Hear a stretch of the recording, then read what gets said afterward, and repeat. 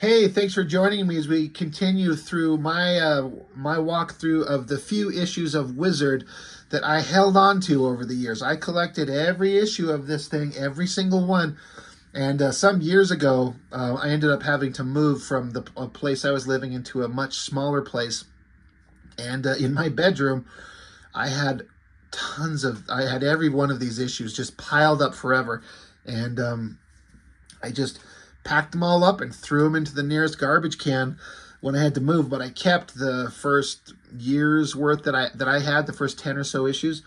I didn't collect from issue 1. I started at issue 6, 7, 8, 6, I think it was, with the Sam Keith Hulk. But I did hold on to the early ones that I thought were the most interesting. So Wizard 11, I think it's just the second McFarlane cover. Issue 1 of Wizard was Spider-Man when McFarlane was on that, and very exciting stuff. But now it's Image Comics is getting in full swing, and McFarlane, arguably the most popular artist at the time, arguably being, you could say, is either Liefeld or Jim Lee or Todd McFarlane. But something about McFarlane's work just grabbed everyone, and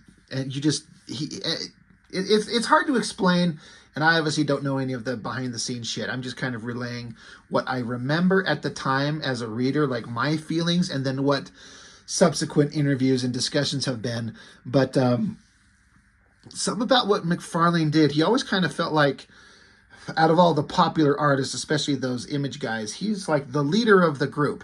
And it's probably because he just inserted himself as such, with the loudest, most opinionated and controversial voice. And I actually kind of appreciate that about him. I've said that before about McFarlane. Some people can't stand that about him, and I actually appreciate it. I mean, like, I don't agree with everything he says. There's not one person on the planet who I agree with everything that they say. But I appreciated the fact that he said what he thought and what he felt, stated his opinions, and he could usually back it up with, I say this because this is what I think. And his success in the comics world is, can't really deny it. So, like or hate the guy, his success is kind of obvious. But, so Wizard, of course, I believe that Wizard wasn't being extremely successful, really, on its own, but they just happened to be coming along right at the time when Image Comics took off, and they very smartly jumped onto the Image bandwagon and hyper-focused on them in a major way, which was the smartest thing that they could have done, because, by God, was everybody interested in what that was going to become, and they would have been stupid to not just do everything they could do to give you every bit of information about the Image guys with every issue. Sorry, it's always a struggle to get the optimum kind of angle on this stuff. But so anyway, Wizard 11, Spawn poster inside, McFarlane interview. Having flipped through this, that's really the only interesting thing going on inside this issue. It's kind of funny how much pointless nonsense is going on inside these Wizard issues. But at the time, when I would go to the comic store, I'd get a pile of comics. Sometimes I'd come away with a thick stack of books, including Wizard. Very quickly, I would set aside all my comics and read Wizard first. I would try to for some reason, I loved it so much. I was so into this at the time. I would do the thing where I try to save it for last, but I'd find myself skimming through the comics I'd already bought in anticipation to get through them to read the Wizard as soon as I could. So I learned this is stupid, Rob. Read Wizard first. That's the one you're most interested in. So one of the earliest drawings of Spawn, because he's got on his arm here these studded things instead of spikes. I actually kind of like it, even though it doesn't.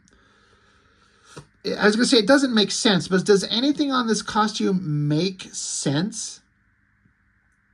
I mean, the design, the chains, the skulls, the cape, beyond being visually just stunning, a great design. McFarlane he knew what he was doing when he created a visually impactful character, but I don't know, for some reason I was kind of like that studded thing around his arm instead of the spikes. But I don't think you ever see that anywhere else ever again. But anyway, it's those kind of look like spikes on his arms there. Is this the earliest drawing of Spawn that McFarlane ever did in this particular iteration? Because McFarlane says he's had Spawn for a long time, and there's some drawings you can find of this character from McFarlane from a long time before this. It was not quite this design. So I feel like this is like the first design that he sat down and drew him out to make the character look like his modern version. And McFarlane does all this shit. I remember trying to copy this, the way that McFarlane does capes, the way he's just this big billowing shit over his shoulder, and then these folds all around the hands. And it doesn't make sense how it's like in weird tattered pieces coming in front of the leg and then behind the leg. But I tried to replicate this stuff, these folds, these chunky shapes when I would draw, and try to do these giant billowing. There's no getting it right as a kid. Like in 92, I was like a 14, 15-year-old kid. I had no idea what I was doing. But we were all trying. This issue of Wizard is not in the greatest shape. I got the page falling out here. I don't really care. I don't keep these for... who cares if they're falling apart? But table of contents, and honestly, at the time, I remember just going, I don't give a shit about any of this stuff except McFarlane, because I was big on his art and really interested in Image Comics and what Spawn was going to be. So why do I care about any of this other stuff? I always liked this Let's Get Wild coming in July. Shadowhawk trading card, Wolverine promo card, Jim Lee interview, Wildcats poster. Oh my God, excuse me. I've mentioned several times, I was so into Jim Lee at the time. So the next issue, like the one previous to this, had, I think it was the Cable and Shaft cover. So you had Liefeld doing the characters, Cable that we were just in love with at the time, and then Shaft from Youngblood together, the characters he's moving on to in the future. And then you got McFarlane, the other super important, powerful artist of the time, doing Spawn. And then the next issue is going to be Jim Lee and the Wildcats. It's like every one of these issues of Wizard is like, oh my God, I can't wait to find out about these characters. I can't wait for a Jim Lee interview. It was so exciting at the time. It's hard to explain. It's funny to get this Gareb Shamus douchebag and then McFarlane and Liefeld. A bunch of young guys just having a good time. And they always have these little columns, like this Patrick Daniel O'Neill talking about DC Comics and just giving his opinion on shit as if we give a shit about who the fuck is he and why the fuck do we care about what he's got to say. Yeah, get into this. I can't remember where this particular image of Spawn, I think it was just a promo piece. It wasn't a poster. It wasn't, or at least not a poster that I ever saw. Not a cover. It's just, I feel like this is just McFarlane doing up a piece of artwork of Spawn and just to get a handle on the character and start promoting the character. And this is an image that I don't think is seen very often, but it's one of my favorite pieces of Spawn artwork ever. Got the awesome shot of his face, the kind of cool skeleton thing in the background. And then again, a pose that makes no goddamn sense, but who cares? Him just kind of floating there. I like the foreshortening of the leg that's bent here. He's holding his little cape up with his arm out to the side. To me, I was like, as a kid, I'm like, I have got to try and draw this. I just draw characters just holding their arms out to the side, shooting a laser, do big billowing capes and stuff. Just trying to copy this shit. And it's so funny to think back at how much I was trying to emulate this and just failing. It's so hard. And I gotta give it to McFarlane. He can draw some really interesting shit. This skull clasp that's holding his cape on, very three-dimensional. Like the lighting, that mask design, the way there's highlight at the top, but then the way the rest of his mask just fades into the shadows. I love this whole image. It looks really great. So What are some of the highlights in this interview with McFarlane? So, and McFarlane's always one. He's going to talk a lot and self-promote and hype himself up, and he should. I mean, he's very successful in what he does, and self-promotion is, I mean, it's smart. You're dumb if you're not doing it.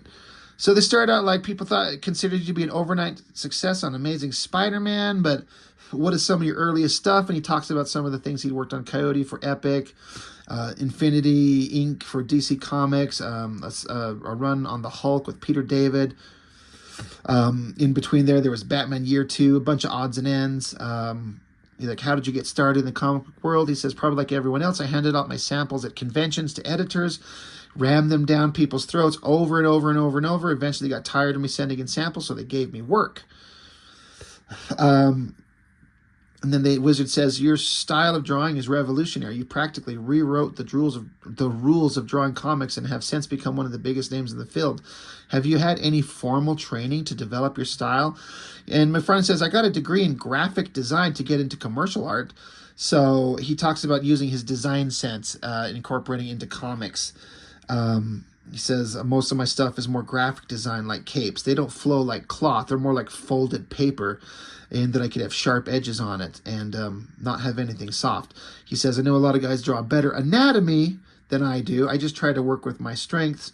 I'm not big on formal training. The thing that I think makes comics cool, or just makes superhero comic books cool, are not things that you teach people. People look at my stuff or look at Jim Lee's or Rob Liefeld's, and they have the big bazooka guns that don't exist. These, he says, these lizard man letters. I don't know what that's supposed to mean.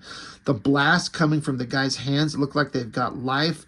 That's not stuff in our world. So he's just saying, like, a bunch of exacting real life formal training in art he's not particularly interested in, because that stuff is boring and everyone else does that. But what new, interesting, visual, exciting stuff can an artist bring to the visual medium to make it stand out and look interesting? And that's 100% what he and Rob and Jim and the image guys would do. They made some visually exciting stuff that's not anything that exists in the real world. And it stands out and looks interesting. And like, there's something that seems like is lost in modern comics that existed at this time. That's a great example of it. Like, we're just bringing some artistic flair and dynamic variation that you just don't see from old school standard stuff. That's what we're doing. He says, do I draw a good garbage can? Probably not. There are guys that do. There are a lot of guys that do great referencing and have the anatomy down to almost the point where it becomes stale. They're so concerned about drawing things correctly that they've forgotten the excitement of drawing. I think as long as visually it hits the spot and the kids are kind of like looking at it and going, oh my God, who cares whether every nut and bolt is in the right place and every muscle is structured or has the right tension? The guys that can do both generate excitement. A guy like Jim Lee could do both. He's got anatomy down perfect, and he still does all the big guns and all the cool stuff. And that's one of the reasons why he's got such wide appeal. He brings both. He's not forcing you to accept his style. He's giving it to you, whatever that means. He's not forcing you to accept his style. He's giving it to you. Guys like him don't come along too often. Wizard asks, how do you feel about guys who have made a career mimicking your style? He says that, and McFarlane's like, I don't really feel like there's many of them out there. He talks about his style, and he says that I don't see people mimicking my style a lot. What I am seeing that is if Rob Liefeld, if he wants to do a huge close-up of a big eyeball, and Jim Lee wants to use a border around his panels, or Eric Larson wants to take the time, something else that he likes of mine, they're just, he's talking about how everyone kind of has the stuff that they do, but then they'll borrow from each other and start making something unique. And that's fair. That's what artists do. They you borrow from your influences and make something interesting and unique. And these early image guys were just full of style and flair. And these old pages are hard to turn. So let's see. He says, I see it as more of sharing of ideas. If somebody can use my style and do a better job than I can, then they're more talented. or I'm getting lazy, but it doesn't bug me. So I kind of appreciate that he's saying that. He's just like, hey, I'm doing my thing. I'm trying to make it work. If you can take what I'm doing and use it to better effect, then you're better than me, or I'm getting lazy and I need to focus. So that's that competitive kind of nature of McFarlane. Wizard asks him, in your spare time, do you draw anything outside of comics? He says, nope. Said you did a lot of work for DC before you went to Marvel. Were you happy at DC? Why move? It doesn't really say anything about, nothing that I thought was really interesting as far as a response. Wizard says, what do you enjoy drawing most? Plotting, scripting, or drawing? McFarlane says, probably right now inking, because a lot of the stuff I do is really disorganized, but the actual inking is when I do the actual drawing. So that makes sense. He doesn't do like precise, beautifully finished, perfectly rendered pencils and then ink it. He's like, because he inks himself, and this is before he moved on to be a digital artist, he just kind of does the rough drawing on the paper just to get the basic ideas and compositions and forms down. And then he just goes right to the inking stage. And that's something Eric Larson, speaking of Savage Dragon down here, they both, for example, do very, very rough pencils and then just find the drawing in the inking stage. And this is going to sound really egotistical, but that's kind of me too. I'm not even a fraction even as close as these guys, but I do kind of a similar thing. And he talks about one of the reasons that he likes to do that. He says that the inking is when I do the actual drawing. So let's see. He says, I kind of blob out a figure, and then when I go in there with the ink is when I actually start putting in little rendering and the cross-hatching and the fine details and stuff like that. I work that way so that I don't keep looking at the work over and over in the same way again. I did thumbnails, and then I penciled it tight, and then I inked it. But he's talking about some of the stuff they've done before. But by the time I inked it, I was looking at it for the third time. So he's like, if I do the thumbnails on it and then I do tight pencils and then I ink it, I'm looking at the same drawing multiple times. He wants to keep the energy fresh and exciting by working on it, not staring at the same thing and risk it becoming stale and boring, which I don't think is what has to happen at all. But for him, that's what happens. He says, I want to be excited and keyed up about the work because it keeps me excited about comic books. So I do get that. You know, the more times that you take the same drawing, you do a thumbnail, and then you blow it up and do a tighter version, and then you do super tight pencils, and then do super tight inks on it, it can run the risk of becoming kind of boring and stale. And so that's why just doing a rough sketch of the pencil in the pencil stage and then going straight to inks, you kind of retain some of the energy because you're not repeating yourself and making it more boring with every step of refining the pencils. But that's just kind of his approach, and I get it. It makes sense. And like I was saying, it certainly works for him. So then they ask him, was the idea for the new Spider-Man title yours or Marvel's? And McFarlane says, oh, that was Marvel. There was a little bit of talk coming out with a new book, even when he was on Amazing Spider-Man. It says, he quit Amazing Spider-Man. I didn't know what my next job was going to be. I quit Amazing, and I was looking into a void. He says, I quit Amazing Spider-Man because I wanted to start doing some writing. And by a fluke, they wanted to start another Spider-Man title. So when I quit Amazing Spider-Man, I was kind of at the height of my career. It didn't hurt me when I came back and then quit the Spider-Man book, mostly because I was having a baby daughter. But basically, he's just saying he wanted to do some writing, and Marvel was thinking about starting another Spider-Man title, which I think it would have been the fourth title. So they had Amazing Spider-Man and Web of Spider-Man, Spectacular Spider-Man, and then they're moving on to create a new title, just Spider-Man by itself. And they're like, well, you know, this is one of their smarter moves. Like, who's the guy who's selling the most comics? Who's the guy who's making the most money for us? It's McFarlane. So even if we don't necessarily like how everything he does, they'd be stupid to not give it to him. And I guess one of his kind of conditions is, I want to write it. And his writing, pretty controversial, but you can't deny the success. I mean, it went on to be, it started out, I think, as the highest selling American comic book ever, and then was defeated by X-Force, by Liefeld, and then ultimately they were both beat by X-Men by Jim Lee. But at the time, I think it was like 2 point something million copies of Spider-Man. That's a big deal. And it was all on the strength of McFarlane himself.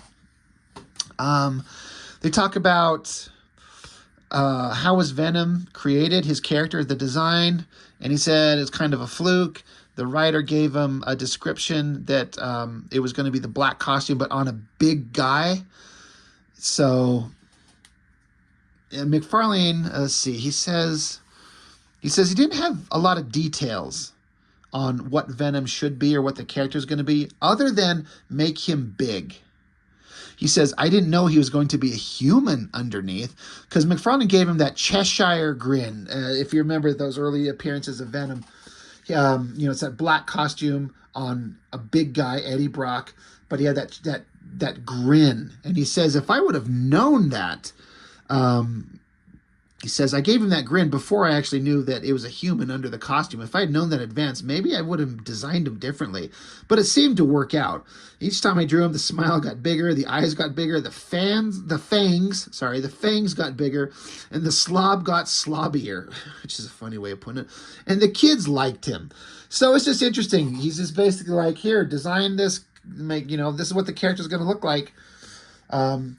I do like that McFarlane's version of Venom did not have the big long tongue. I actually don't like that at all, but I think that's an Eric Larson addition, and it's now become a defining trait of the character. But I kind of don't like it. But what do I know? They say your newest venture is Spawn from the newly formed Image Comics. How did you get hooked up with Image? And it kind of goes into a breakdown of how that happens. I think most of us know the story of how they all kind of got together. He says, Liefeld and I have always been talking about doing something together. I had quit Spider-Man. It was just kind of kicking back, and Rob was going to go do the Youngblood thing. But he says, once I saw Youngblood there, I knew that I wanted to come back and do something on my own. So what he's basically saying in this interview is that him and Liefeld had talked about doing something, but then Liefeld comes along and announces that he's going to be doing Youngblood, and I guess it feels like what he's saying is it lit a fire under his own ass. He's like, this is Rob doing his own thing. So he's like, no, I want to do my own thing. He said, I just figured at that point too many guys had quit on their own, and it was time that it was time that we have to do something that would stay and help all of our careers. He says, I've broken a few rules along the way. Why change now? Why quit now? Why quit like everyone else? I'm going to quit. I'm going to quit with a bang. I could see that Rob was already talking about it. Eric, I knew, was talking about it too. So I knew there was the three of us. And then it was just a matter of going up there and getting a little deeper than just three people. So, yeah, it just sounds like he's saying, like, so Liefeld's creating his own thing, and, why not take the chance and do this thing? If I'm going to fail, I'm going to fail spectacularly, but the rewards are, too big to ignore. They ask him, how did you create the Spawn character? He says he was created years ago. I don't even remember the exact year, 81 or 82. It was just a design that he had. He added some things to the Spawn costume and updated him in little ways, but the actual costume is basically the same.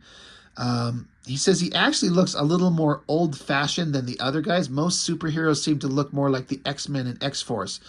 Like it says Youngblood in Jim Lee's Wildcats book, more Terminator-type costumes. So he's saying that he feels like Spawn is more old-fashioned looking, which is really interesting because it kind of was like the definitive look of modern-day comic flashy art and costume design, a very new thing. But he's saying he feels like he looks kind of old-fashioned. They say, does it feel different working on Spawn than on Spidey? And McFarlane's like, no, not really. For all intents and purposes, everything I'm doing could probably fit into the Marvel or DC universe. what if I had quit Spider-Man and Marvel said, you can create your own book? And I said, Spawn. And they said, cool. The only difference would be that I can't have Spidey in my book, but everything that I do could probably pretty much be in a Marvel book. So he's saying, like, the process is not any different. He's like, I feel like I'm doing everything I'm doing now I could have done at Marvel. I could have. He says, so I'm just basically doing what I would have been doing. I just can't have Spider-Man guest star. He says, what are some of the early storylines in Spawn? So he's like, first issues, I get to know this guy. And he's talking about how... he says, if you follow what I did on Spider-Man, whether you liked it or didn't like it, we don't have time to debate that now, but you can at least acknowledge to me that it was different from the other Spider-Man books. That's something that, again, I like about McFarlane. He's like, you can like what I did or dislike what I did, but at least you can say that I was trying to do something different. He said, for better or worse, I tried to make it different. I'm using that same attitude on Spawn, in that Rob, Eric, Jim, and the other guys are going to do some good classic superhero stuff. So my book is probably going to be the weirdest of all of them, just because those guys are doing superheroes. And if they do weird books, then I'll do superheroes. So he's like, I'm going to be contrarian and do the opposite of what everyone's doing. If all these other Image guys, they're coming along and doing classic superhero shit, I'm going to do weird shit. But he's saying, if they decide to do weird shit, then he'll pivot and go do superhero shit. Contrarian McFarlane all to the end. And he talks, I'll give you some little bits of information. The first issue is more like get to know him. The second issue would be more like a typical villain story. The guy is named Violator, who looks like a little fat little guy. But by the time you get into issue 3, you can see his true form, which is really a monstrous thing. Wizard says, so you're going to be doing a regular series, not a mini series. And he's like, yep. To give some legitimacy to this line, we're going to have one full series to start. Another interesting thing that I feel like McFarlane is really smart to do. Everybody else who started did a mini series. Like Youngblood had 4 issues, and Wildcats had 4 issues, and Cyberforce had 4 issues. The initial mini series, and then they started over with like a number 1 in most cases. Even Dragon had a miniseries and then started over with an issue 1 of the regular ongoing. And McFarlane's like, I'm just going to start from issue 1 and just keep going. So, does Image Press have plans for crossovers like Secret Wars or Unity? And he's like, we haven't really talked about that, but maybe we'll see.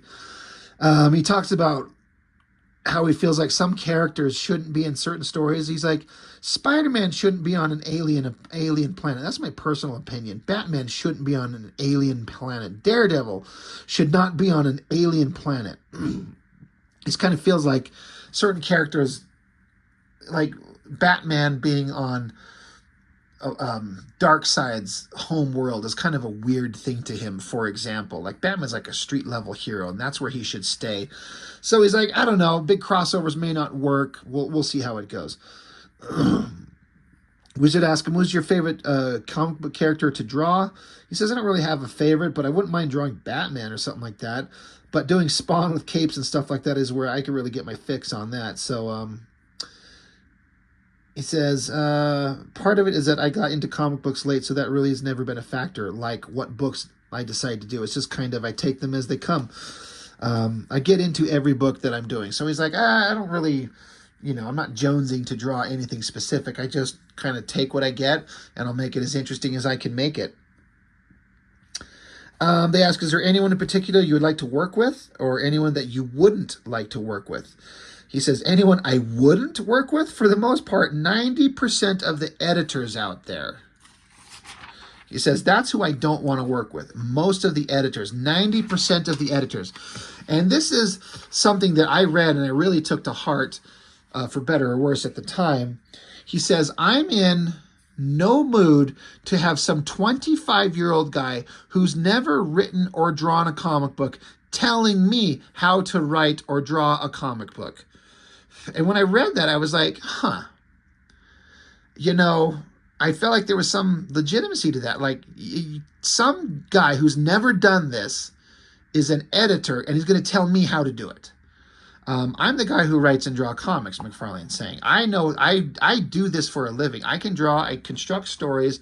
I don't need somebody who's never done this telling me how to do it. And I actually feel like that's a really legitimate thing. I agree with him. I don't need somebody who's never done this telling me, like, if you want to be smart. Now, it doesn't mean you should dismiss the advice of anybody, but you got to kind of learn to take it with a grain of salt and filter out the nonsense from somebody who might actually have something valuable to offer to the conversation. McFarlane says, I've got a bad attitude about somebody who can't do something or has never done something I feel has no right to tell me what to do. I wouldn't profess to tell somebody how to edit, so I'll be darned if I'm going to let them tell me how to do a comic book. As far as working with somebody, I'm pretty content working with myself right now. The only guy I'd like to share a stable with down the line would be Frank Miller.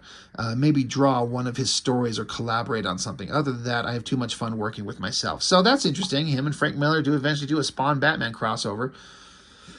Wizard asks him, who do you admire in the comics industry? They say artistically, Frank Miller. Early on, it was guys like John Byrne, George Perez, Michael Golden. There was a time that Art Adams was the hottest thing since sliced bread. He brought a lot of things to comics. So that's interesting. That's all, I think most of these guys would agree with that for sure. Wizard asks him, do you read comic books? He's like, nope. They're like, not one title. He says, no, I hardly ever even read my own stuff. He says, does anybody recommend anything that you should read? He says, I'm pretty fickle. A lot of times I'll just thumb through Cerebus or something like that. The superhero stuff, I don't really read it because I feel like I've read it. He says, I feel like if I read it, I will subconsciously do something in my book that's already been done. I just like to sink or swim on my own. If I don't look at a lot of stuff, it allows my own style to come through, and it comes through a little easier. So I get what he's saying. He's like, I don't want to read a bunch of superhero comics because it might influence what I do down the road. And I just want to sink or swim, succeed or fail on my own nonsense that I'm going to create. And I feel like that is clearly what works for him.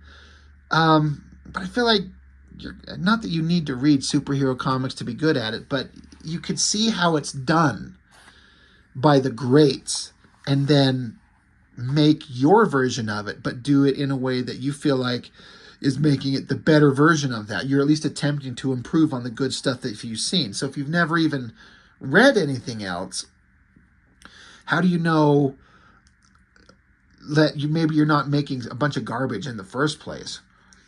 So I don't know. I get his point. It's kind of valid, but he might have been hurting himself, I think. But no one's gonna tell McFarlane what to do. It says, your run on Spider-Man has been monstrously successful, with your book constantly in the top of the charts. What prompted your exodus from Marvel? Rumor has it there was a major falling out because of a dispute over the Venom character. Any truth to that? He says, no, I think there are still some mysteries about Venom which are still unresolved.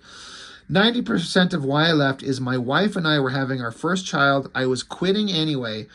I don't care whether everything was hunky-dory or everything was bad. Once the baby came, good or bad, I wasn't going to continue working. At that time, when things were going good, I was working with Jin Salicrup, and he was removed from the book, so it just felt like an easy time to get off. He was leaving, and I knew I was leaving, so it just felt like a good time. Some of the reasons why I left are moral reasons, nothing really to do with Spider-Man, more general reasons. And they ask him, what do you want fans to know about Todd McFarlane that they don't know? He says this dumb thing. He says that I squeeze the toothpaste from the middle just like the rest of them. But to tell you the truth, because of the success that I've gotten more sympathy to the people that are in a successful position. Once you get near the top, it's easy for people to take pot shots at you. I get that. The more successful you get, the more people are going to start shitting on you. And McFarlane was extremely successful. He says, if a guy who never reads superheroes and hates superheroes thinks my stuff sucks, it's irrelevant. But if a 14-year-old kid who reads Spider-Man doesn't like my stuff, that concerns me because he's my audience.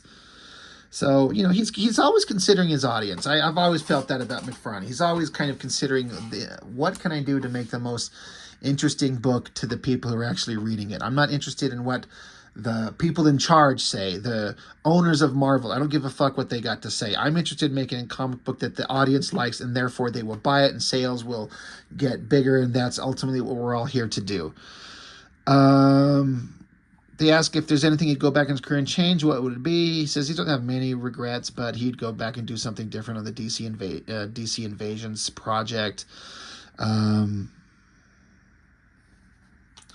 He just kind of goes on with just a bunch of his opinions about the comics industry, what he kind of thinks is good or bad. Movies are coming out, how that may be good or bad for the industry.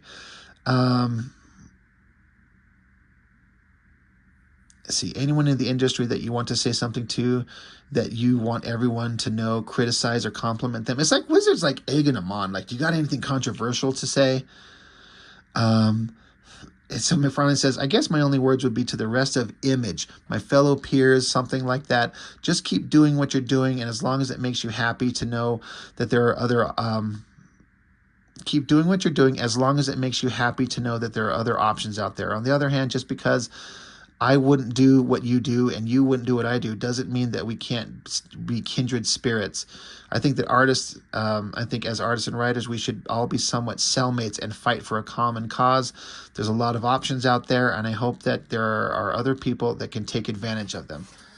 So I like that. He's like, just do what you're going to do, and there's a lot of varying things that we can do in the comics world to, you know, bring something new to the industry. And I feel like that they did. For good or bad, there was a lot of bad for sure, but they gave quite the jolt to the comics industry at the time. And being a kid, living it in real time, man, is everything exciting. Talking about cards, who cares? Don't care about any of that. And then this Patrick McCallum does Spawn, his creation, in and out of comics. And he just gives like couple of paragraphs on the breakdown of Spawn where they know nothing about. The first issue hasn't even come out, and they just have the stuff that McFarlane has mentioned about the character in interviews. So they dedicate a whole page article to this guy talking about who and what Spawn is. Like, you don't know fucking anything about the character. You're just repeating what McFarlane has said. So you're not bringing anything new to the table. It's really kind of stupid. And then there's another, like, I swear, every one of these Wizard issues, there's some, like, double-page spread from this Pat McCallum about Spider-Man. Of course, Spider-Man is an incredible character, but why do I give a shit what this guy's got to say about anything? Lunch with Marvel Comics. So some interview with a bunch of stuff coming up, storylines, and Uncanny X-Men, X-Factor. This is probably... yeah, this is the Executioner song, I believe, this crossover, which I'll be getting into here eventually. Man, this is just me. I know everyone doesn't like to hear this, but for me, this is the double-page spread of boredom. Didn't like any of it. Talking about Batman Returns, the movie coming out, it's such a big deal. The original 89 Batman was a massive success, and so the follow-up was going to be, in theory, a massive success. I think it made pretty good money, but it just wasn't the same level of success that the first one was, and it was not as interesting. It was fun, but it was just not very exciting. Palmer's Picks. I can't help but look at this and just remember, I've mentioned this every time, that the Cartoonist Kayfabe guys, when they were going through their Wizard issues, they always stopped right here and talked about the interesting and weird shit that he brought light to. Now, I respect it now, you know, showing something different than the standard superhero comics from Marvel and DC.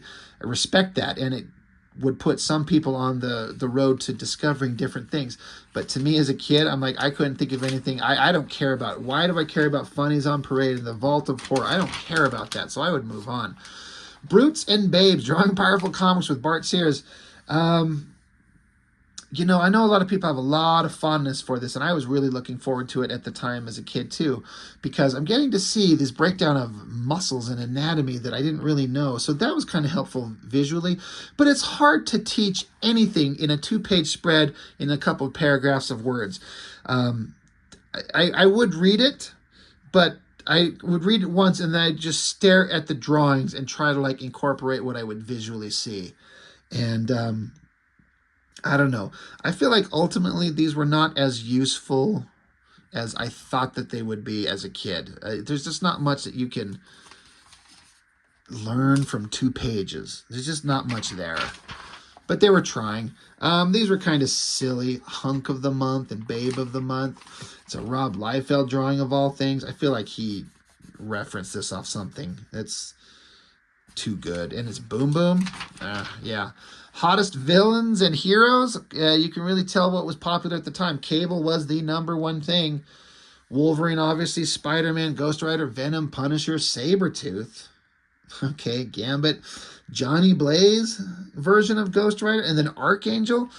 I mean, again, these X-Men books that were going on at the time, these were the big things. All these characters, the anti-heroes.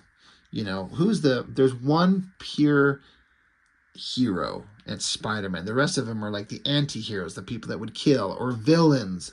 And that's fine. I don't have a problem with that at all. It's just funny that you can tell what was popular at the time. Comics Watch. You know, we all kind of know about these basic issues. I don't know about these over here. Captain America #9. That's all good and fine. The fan art. These are always fun. Stupid young teenager me always felt like I was better than all of these guys, and I was not. I was actually terrible. But I felt like I could do better than that because I'm like, that's just trying to copy Jim Lee, which is what I would do. Or, you know, Jim Lee or McFarlane or something like that. This is very much feels like a Eric Larson thing. In fact, I wouldn't be surprised if that's like them. It's too close to Eric Larson. So I bet you they took something that Eric Larson drew and just kind of reproduced it. Thor's kind of good. Venom's kind of okay. That Gambit's pretty solid. Very McFarlane influenced Spider-Man, very Jim Lee influenced Magneto. This Nightcrawler, is that Nightcrawler? What's he got magic on his hand for? That's kind of interesting with the folded up legs, and it's just some life to that that's kind of interesting. Collecting Comics in the 90s by Patrick McCallum. Man, fuck you. Who cares, dude? These were interesting. My Kind of Hero. This guy, age 21, Shadow Chi, and then this character, Axe. I always thought that drawing was kind of interesting. But it's just, I remember that this didn't last very long. They called it My Kind of Hero. And eventually they kind of got rid of it and explained why. They're like, this is my kind of hero and no one else's. Like, it seemed like Wizard was of the opinion, like, no one gave a shit about any of this stuff, so they just stopped doing it. Which is kind of unfortunate because it's kind of interesting to see, you know, characters that other people created, you know, young kids creating stuff. More Marvel cards. Youngblood sells out, and Spawn will never see a second print. I don't know why McFarlane thinks that's a good idea. I guess he could be trying to push the value of Spawn, but I can't remember who said it, but it might have even been Liefeld, honestly. But if there's a demand for a book, put it in the hands of people that want it. If you create a run of Youngblood and it sells out, do a second print run. And if it sells out, I mean, I think they did that on New Mutants and X-Force, maybe. And I kind of tend to agree with that. It's like there's nothing more obnoxious than there's a book that I want and it's sold out and I just was late to the game, or, you know, I couldn't get to the comic shop in time and pick up a copy of it. And so they're sold out completely. And they're like, guess what? They're not going to reprint it. I'm like, well, then how do I get a copy of it? I personally feel like you should put a copy in the hands of the fans. For one, you're making more money. You're getting more word of mouth out there. But to say you're not going to, you know, ever print it again, it's like, it kind of made me mad because I'm like, well, what am I supposed to do? How do I get a hand on my copy? And I just don't get to. So that sucks. But that's just my opinion. Star Wars coming to Super NES. Man, those games were fun. I remember at the time playing those games on Super Nintendo, and I feel like, man, we had a lot of fun with those. Comic book intelligence quotient, that's really stupid. And like word finds and word jumbles, this is really dumb. Like, who wants to put this shit in a comic magazine? They're just filling it up with nonsense. Contests, Wizard's crystal ball, Wizard interviewing a bunch of teenagers about, like, how do you get comics? Where do you get money from? What do you find to be interesting? I don't think like there was anything particularly interesting in that one. Spirits of Vengeance. Goddamn, was this like a big deal at the time? But I never particularly got into it. It just didn't work for me. Savage Dragon #1. Hell yeah. That, I wasn't expecting it to be anything great, but once it came out, it was the best Image comic by far and remained that way for years. Great. Great comic. Don't be a dweeb. Subscribe to Wizard now. All right. Thanks, guys. Ghost Rider 28, Amazing Spider-Man 365, drawn by Mark Bagley. Mark Bagley's a great artist. I've said it before, but I always like these little black and white drawings. I just wish they were bigger because I always wanted to see this stuff in better detail. You can't pinch zoom this shit. Wish you could.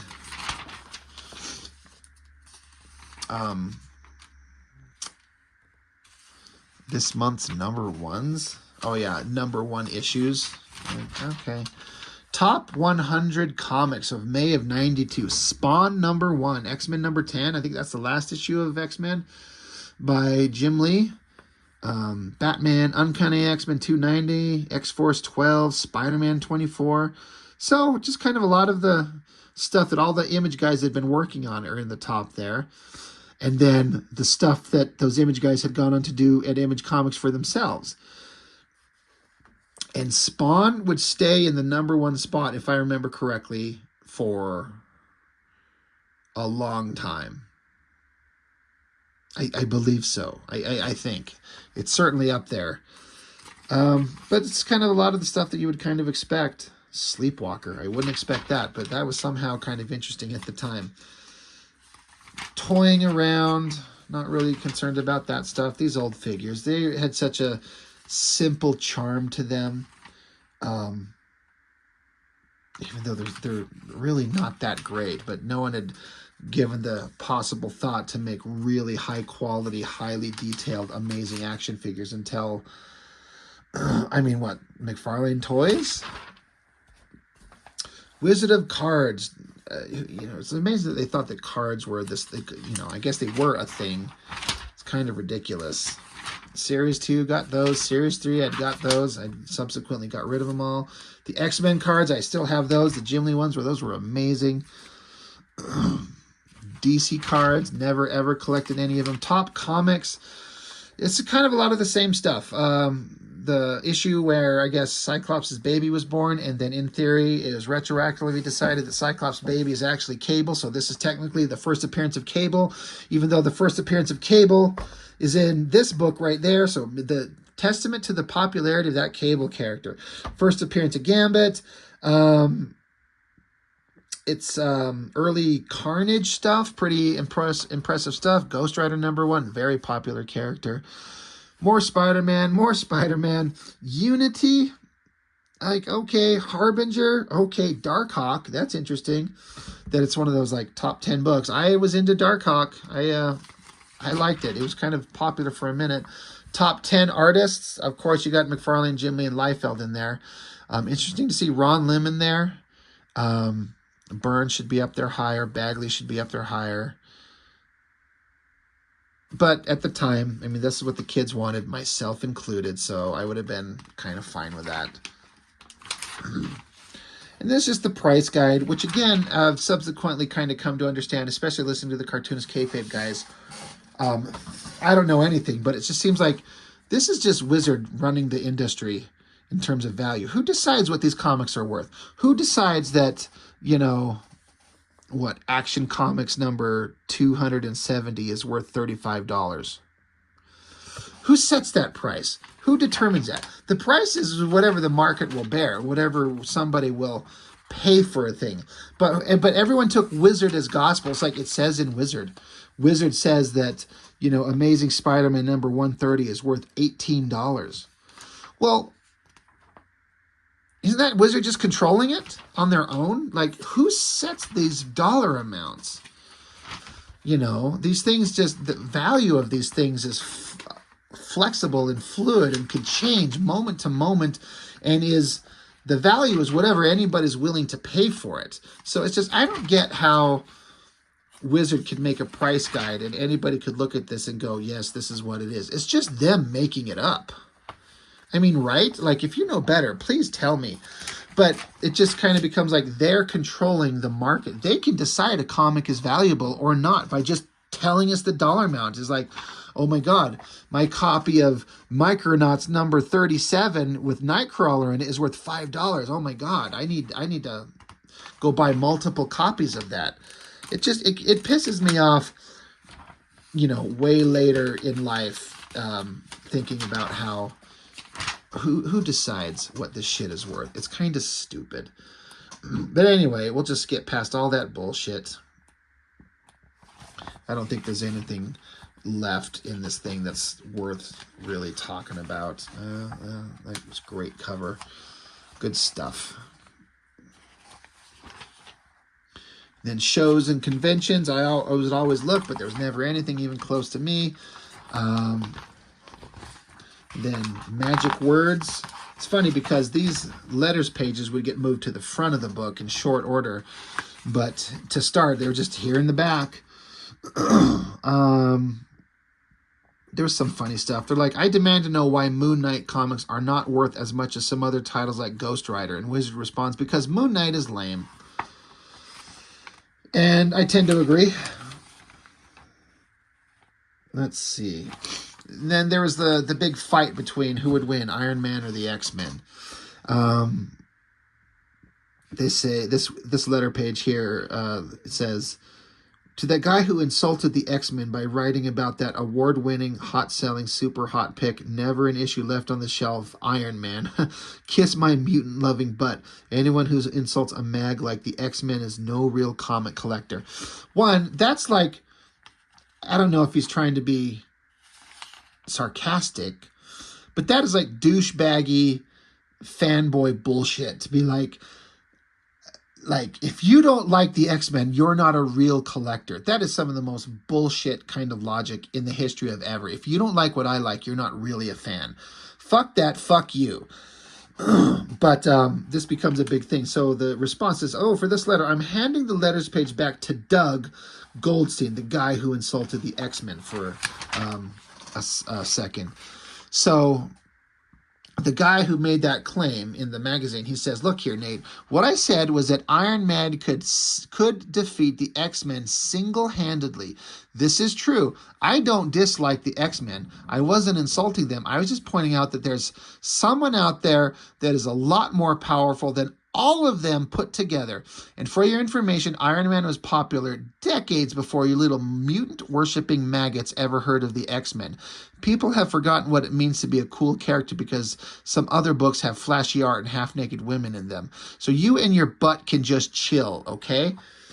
That is a douchebaggy fucking fanboy bullshit response. So it's a bunch of douchebaggy assholes talking to each other. I will not ever agree that Iron Man is so fucking powerful that he could defeat all the X-Men combined. No, no, no. Absolutely not. No fucking way. And they're like, Iron Man was popular decades before. I mean, Iron Man was always like for a long time, like a second-rate character. I mean, he was a defining member of the Avengers, absolutely. But he never was really super popular. I don't believe. I mean, he just really never was. But this is a guy who just loves Iron Man so much. He's like, he doesn't particularly care for the X-Men. So it's like, it's just dumb. But no one character can defeat an entire team of superpowered mutants. It's like all together, all of them versus the one, and it's just an easy hand wave of a defeat. Come on. It's really stupid. Anyway, the rest of the letters pages, who cares? Letter art, that's always fun. So anyway, this poor magazine, this poor page is just falling out of this. It's just terrible. So that's all, you know, fun stuff. The McFarlane stuff was kind of the highlight of everything because Spawn, Image, McFarlane, all that stuff. That's all we were really interested in. So it's significantly less interesting to me now. But as a kid, god damn, were these things just the greatest thing ever. I could not wait to get my hands on them. And again, the next one is Jim Lee, Wildcats. Oh my god, I could not be more excited. I was like, oh, I can't wait. Because I like McFarlane and I like Spider-Man and I like Spawn, but Jim Lee was my jam. So it was just a bunch of magical stuff. And at the time, god, the excitement was just... Teenage me was just in heaven. Like, this is so great. The only problem was scraping up enough money to get them all. But to my parents' credit, to my dad's credit, he did his best because we were dirt poor, just dirt poor. He did his best all the time to put a few bucks in the hands of me and my older brother, and we were able to basically collect all the stuff that we were interested in. Plus, the price points were a lot easier than they are today. You know, $1.25, $1.50. You could get a stack of comics for 20 bucks. Anyway, that's all I've got for now. Wizard number 11. Good times, right? So thanks for watching. I really appreciate it. I'll see you next time.